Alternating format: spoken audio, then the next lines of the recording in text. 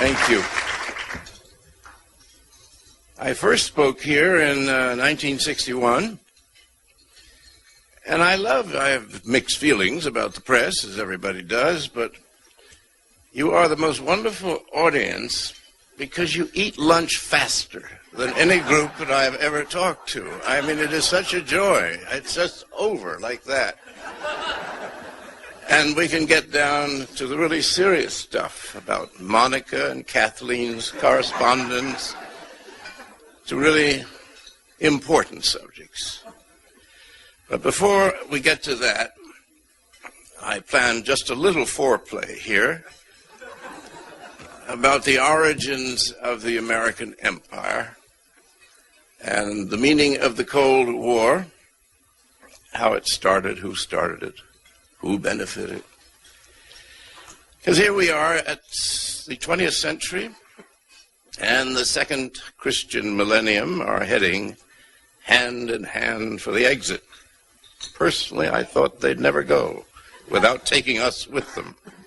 We've still got about 700 more days, so fingers are crossed. We all know that centuries and millennia are just arbitrary markings, a bit like the bookkeeping at Paramount Pictures.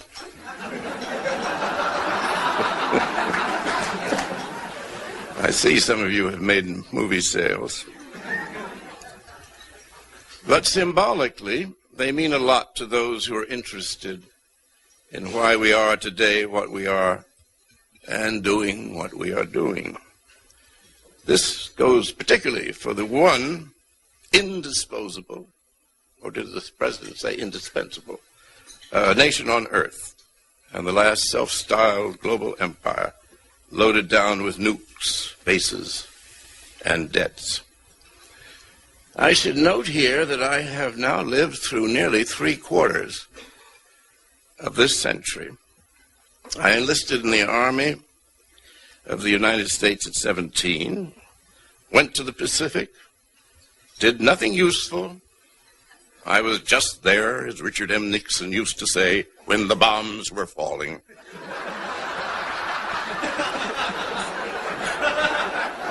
Actually, the bombs are not really falling on either one of us. I was writing a novel, and he was making a fortune playing poker. Now, suddenly, it's 1998. I never thought I'd see that happen. And last year, we celebrated the 50th anniversary of the Truman Doctrine and the Marshall Plan.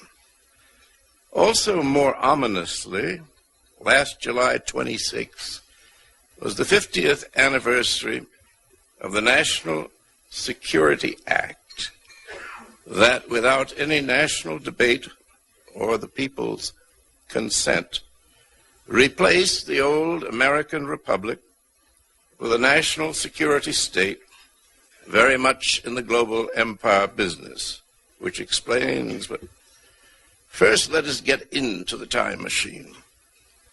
It is the Ides of August, 1945.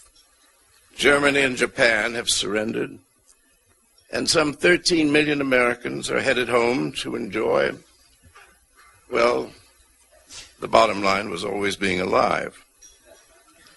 Home turned out to be a sort of fairground where fireworks go off and the band plays Don't Sit Under the Apple Tree, and an endlessly enticing funhouse flings open its doors and we file through. We enjoy halls of mirrors where everyone is comically distorted, ride through all the various tunnels of love, and take scary tours of horror chambers where skeletons and cobwebs and bats brush past us. And suitably chilled and thrilled, we're ready for the exit in everyday life. But, to the consternation of some and the apparent indifference of the rest, we were never really allowed to leave the funhouse. It has become a permanent part of our world, as were those goblins sitting under the apple tree. Officially, the United States was at peace. Much of Europe and most of Japan were in ruins, often literally, certainly economically. We alone had all our cities and a sort of booming economy, sort of, because it depended on war production. And there was, as far as anyone can tell, no war in the offing. Briefly, the arts flourished. It looked like it was going to be a golden age. The Glass Menagerie was staged. Copland's Appalachian Spring was played.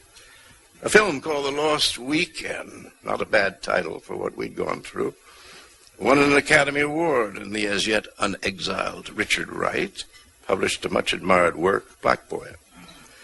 While Edmund Wilson's Memoirs of Hecate County was banned for obscenity in parts of the country, though it would be allowed out today in Washington, D.C. Quaintly, each city had at least 3 or 4 daily newspapers, while New York, as befitted the world's capital, had 17 newspapers. But a novelty, television, had begun to appear in household after household, its cold, gray, distorting eye relentlessly projecting a funhouse view of the world. Those who followed the ugly new-minted word media began to note that often while watching television, we kept fading in and out of a chamber of horrors. Our ally in the recent war, Uncle Joe Stalin, as the accidental President Harry S. Truman called him, was growing horns and fangs that dripped blood. On Earth, we were the only great unruined power with atomic weapons, yet we were somehow at terrible risk. Why? How? The trouble appeared to be over Germany, which on February 11th, 1945, had been split at the Yalta Summit meeting into 4 zones: American, Soviet, British, and French. As the Russians had done the most fighting and suffered the greatest losses, it was agreed that they should have an early crack at reparations from Germany to the extent of $20 billion. At a later meeting at Potsdam, the new President Truman, with Stalin and Churchill, reconfirmed Yalta and opted for the unification of Germany under the 4 victorious powers. But something had happened between the euphoria of Yalta and the edginess of Potsdam. As the meeting progressed, the atom bomb was tried out successfully in a New Mexico desert. We were now able to incinerate Japan, or the Soviet for that matter, and we no longer needed Russian help to defeat Japan. We started to renege on our agreements with Stalin, particularly reparations from Germany. We also quietly shelved the notion, agreed upon at Yalta, of a united Germany under 4-power control. Our aim now was to unite the 3 western zones of Germany and integrate them into our Western Europe, restoring in the process Germany's economy, hence fewer reparations. Then, as of May 1946, we began to rearm Germany. Stalin went up the wall at this betrayal. The Cold War was on.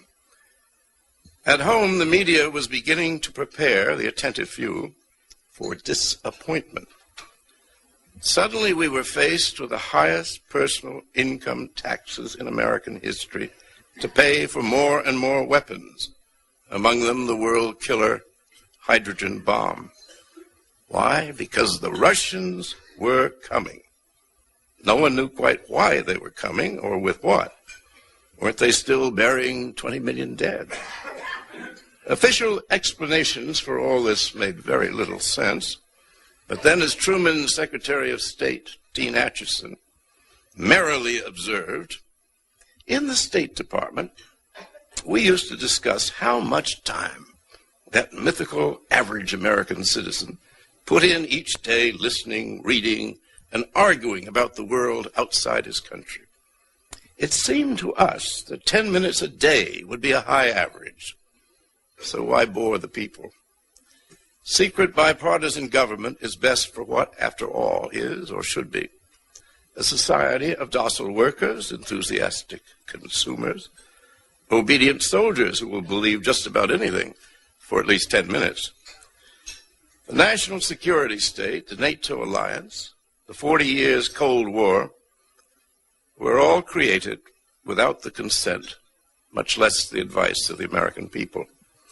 Of course, there were elections during the crucial time, but Truman, Dewey, Eisenhower, Stevenson, Kennedy, Nixon were of a single mind as to the desirability of inventing first a many-tentacled enemy, communism, the star of the Chamber of Horrors, then to combat so much evil, install a permanent wartime state at home with loyalty oaths, a national peacetime draft, and secret police to keep watch over homegrown traitors, as the few enemies of the national security state were known.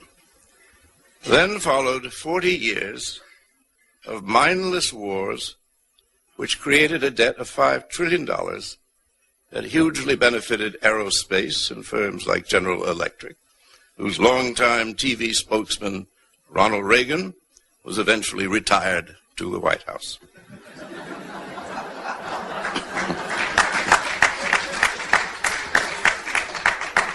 Why go into all of this now? Have we not done marvelously well as the United States of amnesia? Certainly European bankers envious our powerless labor unions. Only 14% of the lucky fundsters are privileged to belong to a labor union, and our industries, lean, mean, downsized, with no particular place for the redundant to go except into the hell of sizzle and fry and burn. Today, we give orders to every country on our globe, tell them with whom to trade and to which of our courts they must show up for indictment should they disobey us. Yet something omnious, as Darryl Zanuck used to say, no one ever corrected him either.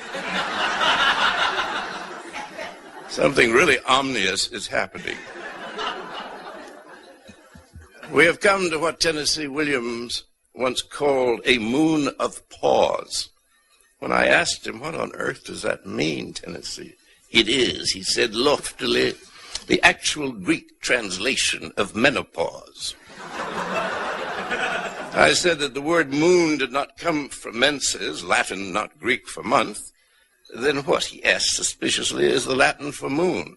And I told him it was Luna and all the fun that he might have. With the word lunatic, he sighed and cut. But suddenly, summer before last, at the Madrid conference about the extension of NATO, which Senator Lott has just said is of no interest for a debate in the Senate, a moon of pause seemed a nice dotty phrase for the change of life that our empire is now going through with no enemy and no discernible function. While we were at our busiest in the funhouse, no one ever told us what the North Atlantic Treaty Organization was really about. March 17, 1948, the Treaty of Brussels called for a military alliance of Britain, France, Benelux to be joined by the U.S. and Canada on March 23rd. The impetus behind NATO was the United States, whose principal foreign policy, since the administration of George Washington, was to avoid entangling alliances. Now, as the Russians were supposed to be coming, we replaced the old republic with a newborn national security state and set up shop as the major European power west of the Elbe. We were now hell-bent on the permanent division of Germany between our western zone plus the French and British zones and the Soviet sector to the east. Serenely, we broke every agreement that we had made with our former ally, now horrendous communist enemy. For those interested in the details, Carolyn Eisenberg's, she happens to be in the room now, I'm told, Drawing the Line, the American Decision to Divide Germany, 1944-49, is a masterful survey of an empire, sometimes blindly, sometimes brilliantly, assembling itself, first its allies, and turning them and its enemies like Germany, Italy, Japan, into client states, permanently subject to our military and economic diktat. Although the Soviets still wanted to live by our original arrangements at Yalta and even Potsdam, we had decided unilaterally to restore the German economy in order to enfold a rearmed Germany into Western Europe, thus isolating the Soviet, a nation which had not recovered from the Second World War and had no nuclear weapons. It was Dean Acheson again who elegantly explained all the lies that he was obliged to tell Congress and the 10-minute attention span average American. This is gorgeous stuff of it. If we did make our points, this is Acheson writing in his memoirs, if we did make our points clearer than truth, isn't that glorious? Clearer than truth. We did not differ from most other educators and could hardly do otherwise. Qualification must give way to simplicity of statement, nicety and nuance to bluntness, almost brutality in carrying home a point.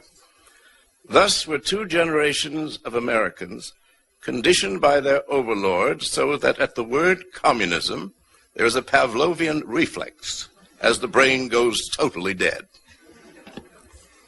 In regard to the enemy, Ambassador to Moscow, Walter Bedell Smith, wrote in December 1947, apropos a conference to regularize European matters, "The difficulty," he wrote, "under which we labor is that in spite of our announced position, we really do not want nor intend to accept German unification in any terms the Russians might agree to, even though they seem to meet most of our requirements."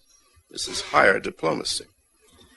Hence Stalin's frustration that led to the famous blockade of the Allied section of Berlin, overcome by General Lucius Clay's successful airlift.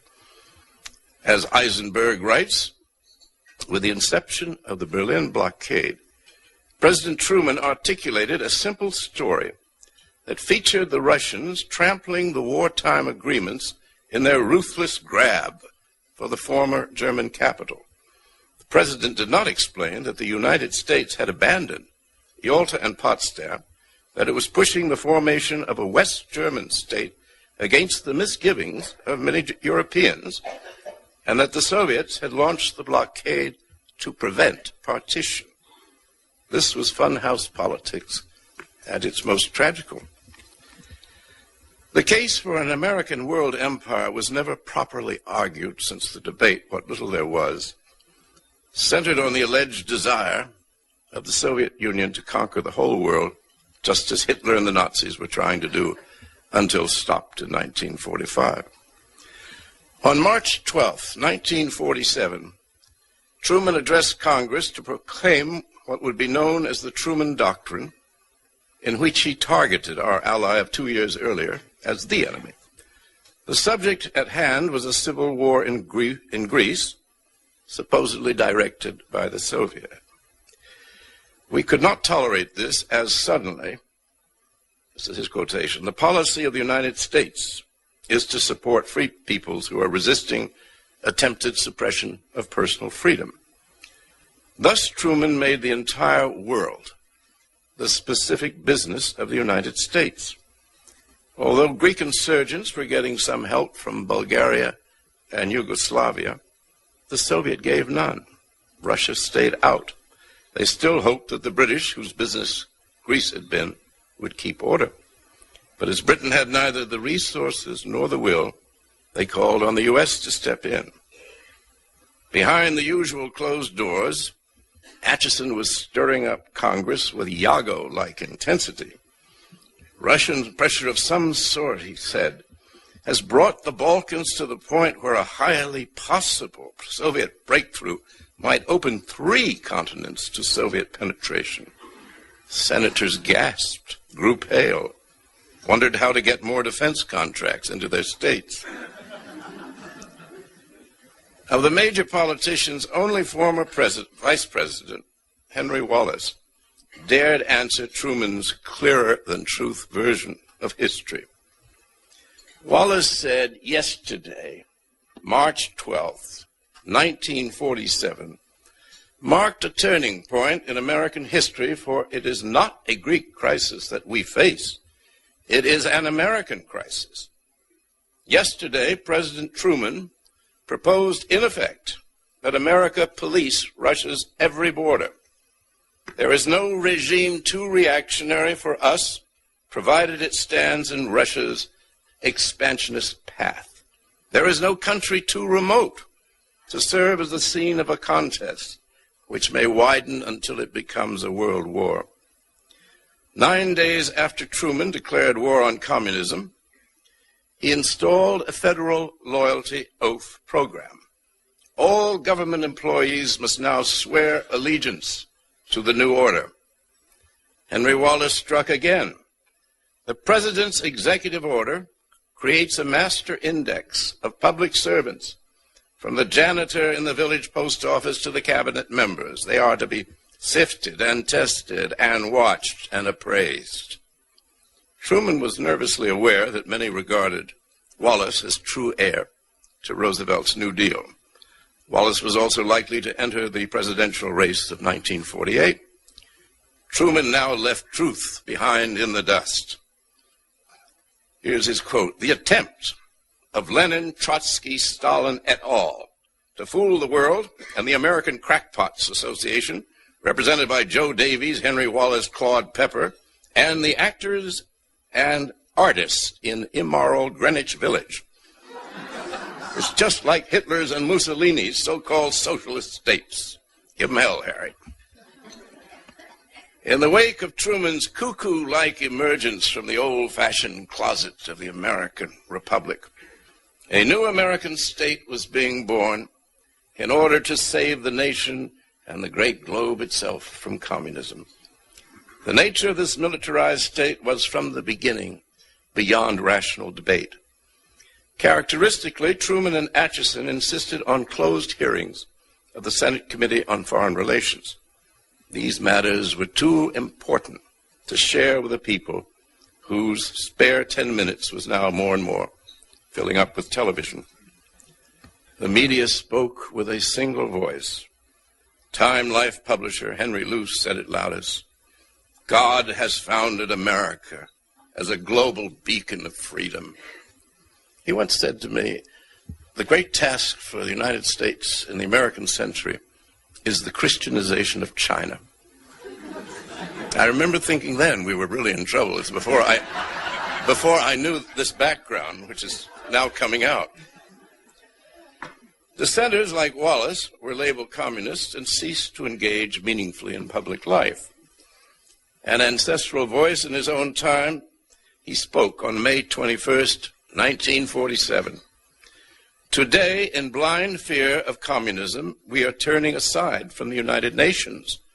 We are approaching a century of fear." And thus far, he's proved to be half right.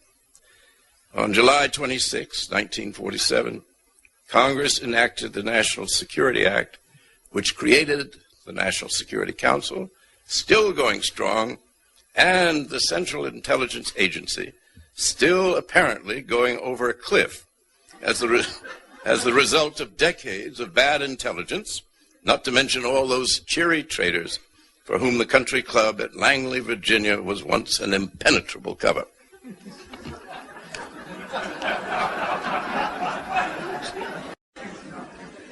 When the original North American Treaty Organization was created, only the Augustus Manquet de Gaulle got the point of what we were doing. He took France out of our Cosa Nostra and developed his own atomic bomb. But France was still very much linked to the Imperium, through the CIA and other secret forces. Political control was exerted within the empire, not only driving the Labour Prime Minister Harold Wilson around a bend too far, but preventing Italy from ever having a cohesive government by not allowing the historic compromise a government of Christian Democrats and communists.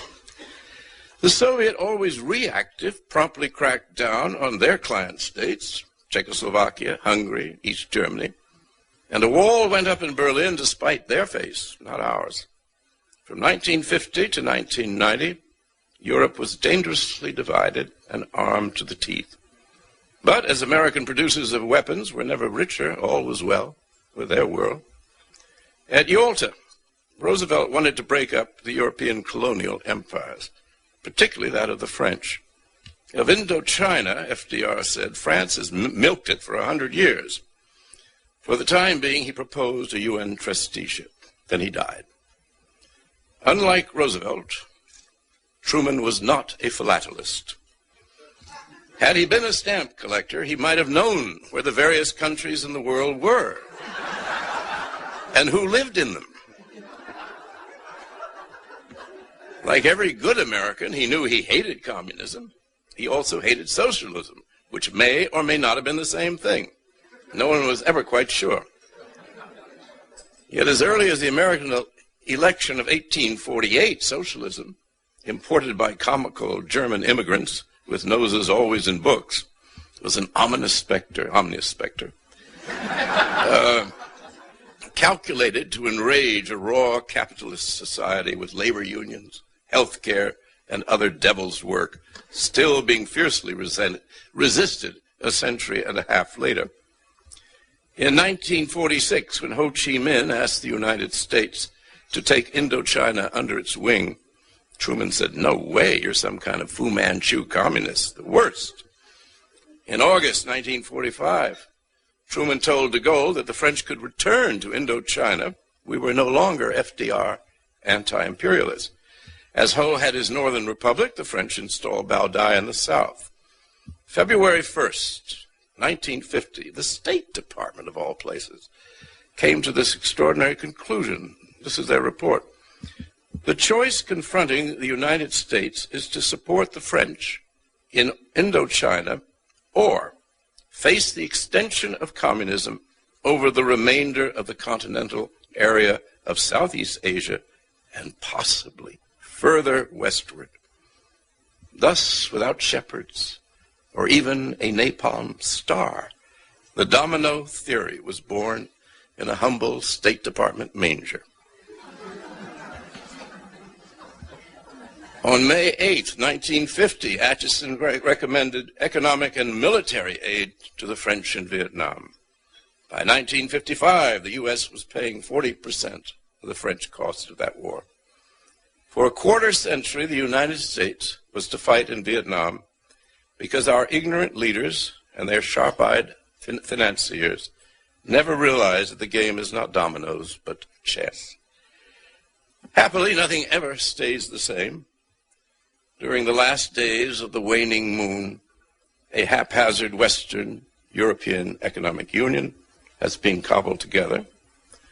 Then, as the Soviet, demonstrating its pure viciousness, abruptly folded, the two Germanys,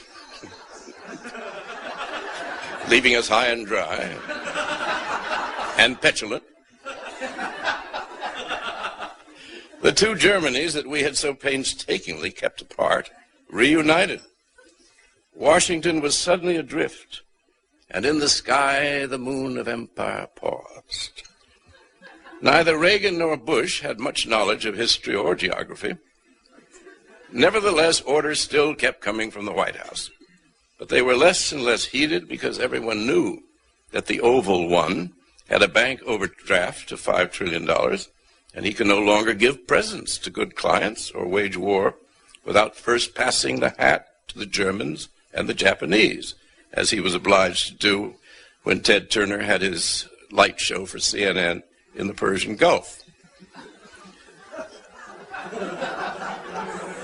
Gradually, it is now becoming evident to even the most distracted fundster that there is no longer any need for NATO because there is no enemy. One might say there never really was one, even when NATO was started. But over the years, we did succeed in creating a pretty dangerous Soviet, a funhouse mirror version of ourselves. Although the United States may yet, in support of Israel, declare war on 1 billion Muslims, the Europeans will stay out of that one. They recall 1529, when Turks besieged Vienna, not as obliging guest workers, but as world conquerors. Never again. The time has now come for the Europeans to free themselves of their American masters. Our motive for hanging on to empire is obvious. With an expanded NATO, our arms makers, if not workers, are in for a bonanza. As it is, American sale of weapons went up 23% last year, while restrictions on sales to Latin America are being lifted. Chile, ever menaced by Ecuador, plans to buy 24 F-16 jet fighters. But it is an expanded NATO that causes true joy in the boardrooms. Upon joining NATO, the lucky new club member is obliged to buy expensive weapons from the likes of Lockheed Martin, recently merged with Northrop Grumman. Since the new members have precarious economies and the old ones are not exactly booming, the American taxpayer, a wan goose that lays few eggs, will have to borrow even more money to foot the bill, which the Congressional Budget Office says should come to $125 billion over 15 years, with the U.S. paying most of it. Yeltsin correctly sees this as a hostile move against Russia, not to mention an expensive renewal of the Cold War.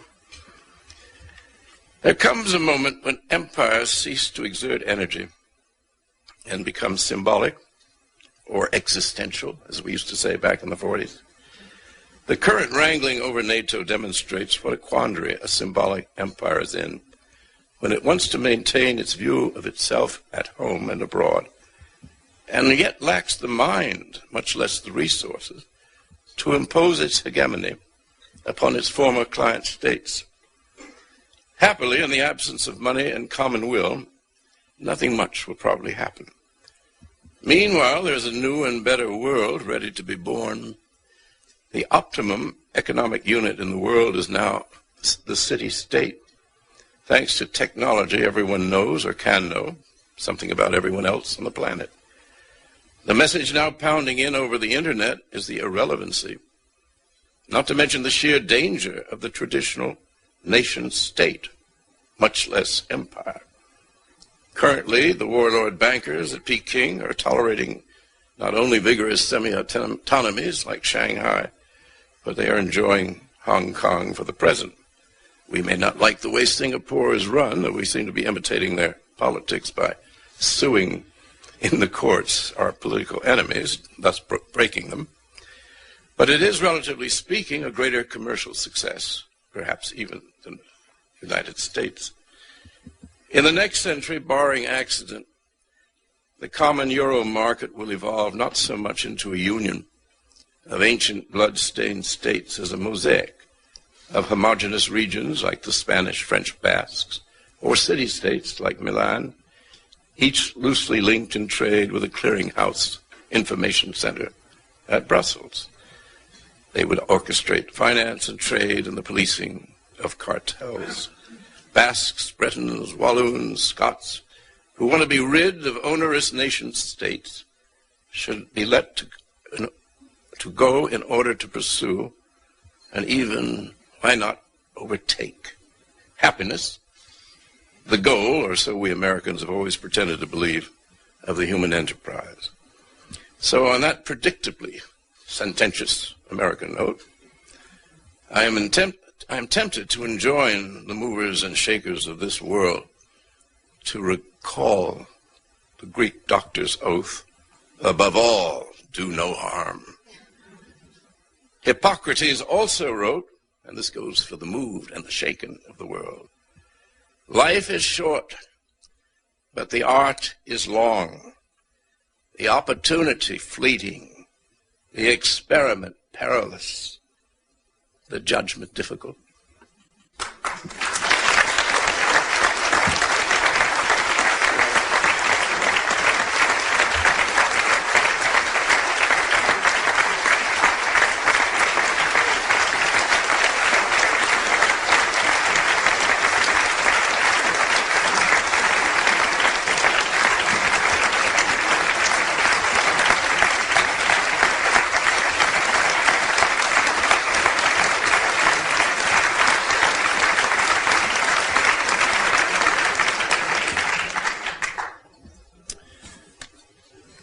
Well, thank you.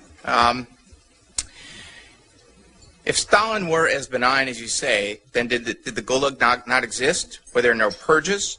Was the Berlin Wall simply decorative landscaping? What about East Germany in 1953, Hungary in 1956, Czechoslovakia in 1968? Tell us what was going on there. I thought I just did.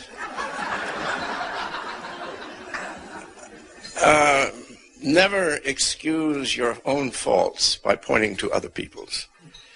That he was a thug in regard to his own people and to the client states, that driven by fear of us, he treated badly and occupied. What I'm making the point here is the initiative was taken by us. He wanted to regularize relations with the United States, and he thought he had done it with Roosevelt. Truman, who missed the point to everything, guided by Jimmy Burns, that great cosmic thinker, managed to make every mistake in the book and to terrify Stalin. He was frightened. So he did his best he reacted always to what we did. The fact that Stalin treated his own people very, very badly is, I'm afraid, a Russian problem and not ours.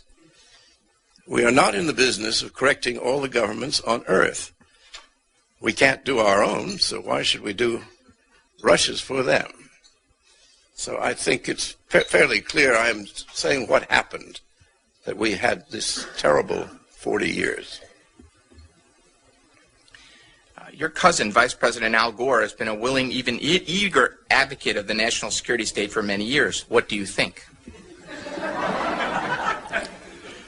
Well, my cousin and I have plausible deniability about each other. There are days when I don't acknowledge his existence and days when he doesn't certainly acknowledge mine.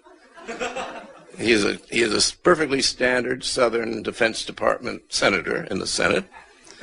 And now all I do, I watch him standing behind Clinton, and his eyes are beginning to sparkle. For a long time, they looked rather dull.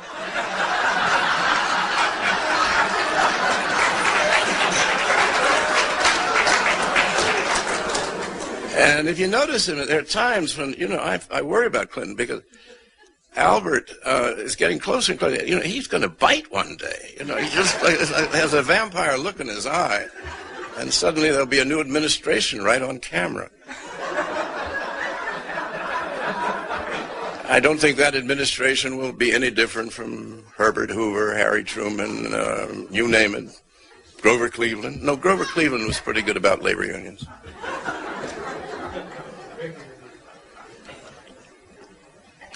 Speaking as a morally liberated Washington blue blood, what is the most serious breach of ethics committed in politics today? Are there ethics in politics anymore, assuming there ever were? Well, the most visible change in my lifetime, and the lifetime of most people here, has been the money that is spent on campaigns, which is now obscene. And the Congress went through a very pretty dance, didn't they, over the campaign contributions. There was a lot of passion and heat in that debate. Well, the system will never change because they're paid for by corporations. I mean, it's like asking the burglar as he reaches the second floor to kick away his ladder. He's not going to do that ever.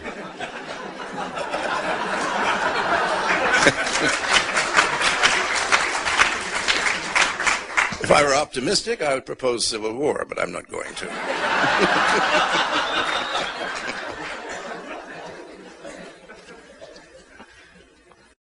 Is any meaningful political action possible in a nation informed through television? Well, don't leave the press out. I think they play their part, too.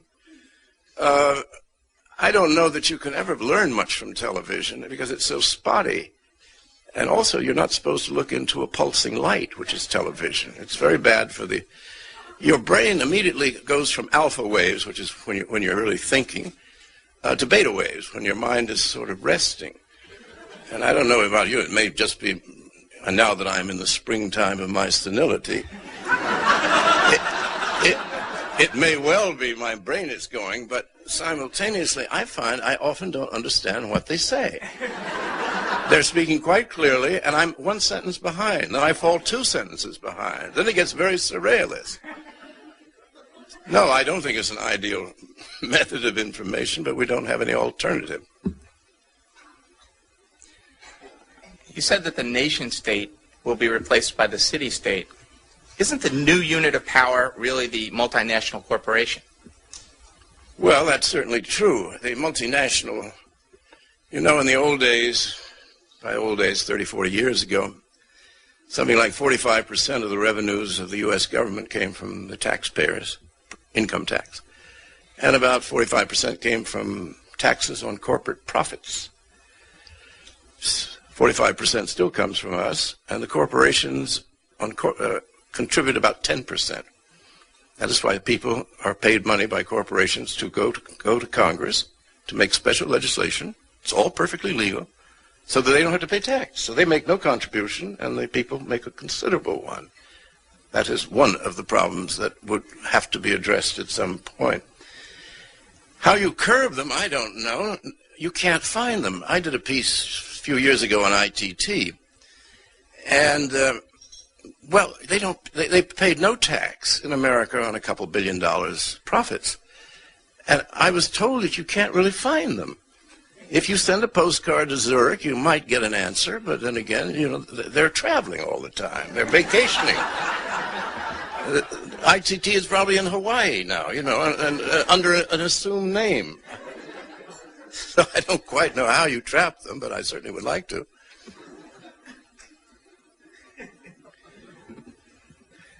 What advice would you give President Clinton about his ongoing problems with the sex scandals surrounding the White House right now, its interns, etc.? Well, now we get to the point.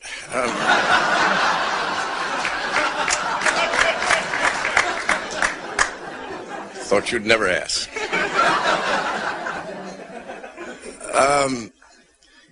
His first mistake was the famous 6-hour deposition to Ken Starr, in which asked about Monica, whom I think of. You remember that movie, Play Misty for Me?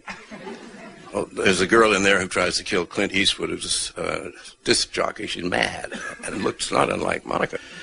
I would be worried about her. His mistake was, when asked had he had sexual relations with this enchantress, he should have said his own most famous line, "Don't ask, don't tell." In other words, Judge Starr, none of your damn business. That's what a real president would have done. Can you imagine Abraham Lincoln answering that question? George Washington's sword would be halfway through. This pudgy prosecutor. You remember there was an actor called Grady Sutton, a big southern sissy with a big round face. He was always in W.C. Fields movies. He was a wonderful foil for Fields. And Fields finally turned on him one day and said, "Grady, the problem with you is you've got too much of the tomboy in you." Well, I feel that about Ken Starr. There's just too much of the tomboy in him, and he's feeling his oats. And any man who says the First Amendment is about truth should be put away in an institution, preferably the last year of high school, where you are given the Bill of Rights to read. The First Amendment is about telling lies and free speech. Truth doesn't enter into it at all. You know, there was a book not long ago called The Day That America Told the Truth. Oxymoronic title. And 94% of our countrymen admitted to being habitual liars. Now, do we want an unrepresentative president? I should say no.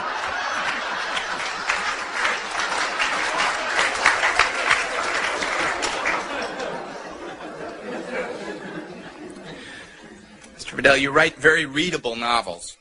Why do you give them such dull titles like Washington, D.C. and the Smithsonian Institution? So that you would ask me that question.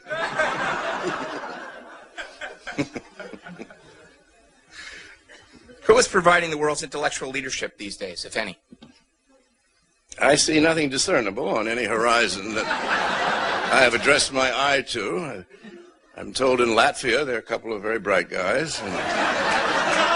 And there's one woman in Riga who knows everything on Earth, but I can't get her address either. I think she works for ITT.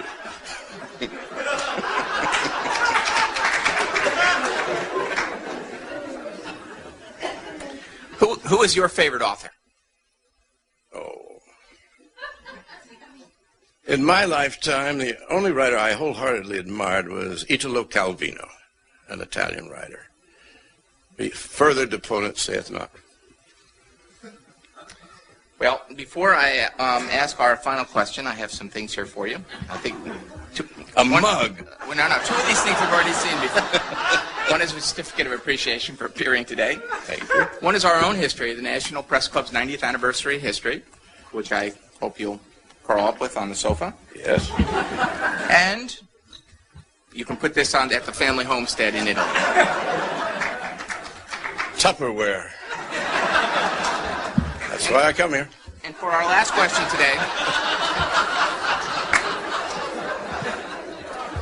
question today, why is it that you live in Italy anyway? Well, I get work done there. I write there, and if I'm here, I politic all the time, which takes up a lot of time.